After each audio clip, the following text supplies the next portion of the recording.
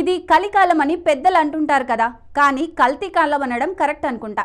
ఎక్కడ చూసినా కల్తీ వ్యవహారమే నడుస్తుంది. మరి ప్రతి దాంట్లో వాడేది కల్తీ సరుకులే. ఏది కొనాలన్నా భయం, ఏది తినాలన్నా ఒకటికి 100 సార్లు ఆలోచించాల్సిన పరిస్థితులు వచ్చాయి. తాజాగా సికింద్రాబాద్ బేగంపేట్లోని అన్నానగర్లో పలు చికెన్ సెంటర్లపై ఫుడ్ సేఫ్టీ టాస్క్ ఫోర్స్ అధికారులు జాయింట్గా దాడులు నిర్వహించారు. ఈ దాడులలో మతిపోయే నిజాలు బయటపడ్డాయి. చికెన్ సెంటర్ల నిర్వాహకులు ఏకంగా 5 క్వింటాళ్ల కుళ్ళిన చికెన్ను స్టోర్ చేసి అమ్ముతున్నట్లు అధికారులు గుర్తించారు. పూర్తిగా కుళ్ళిపోయి పాడైపోయిన చికెన్ను తక్కువ ధరకు అమ్ముతూ లాభాలు సంపాదిస్తున్నారని వెల్లడించారు. ఎస్ఎస్ఎస్ రవితో పాటు పలు చికెన్ సెంటర్లలో కోల్డ్ స్టోరేజ్లో నిల్వ ఉంచిన 5 క్వింటాళ్ల చికెన్ను అధికారులు స్వాధీనం చేసుకున్నారు.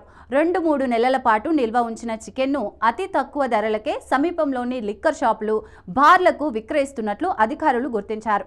స్థానికుల ఫిర్యాదు మేరకు దాడులు నిర్వహించిన ఫుడ్ సేఫ్టీ టాస్క్ ఫోర్స్ అధికారులు పాడైపోయిన మాంసాన్ని గుర్తించి సీజ్ చేశారు.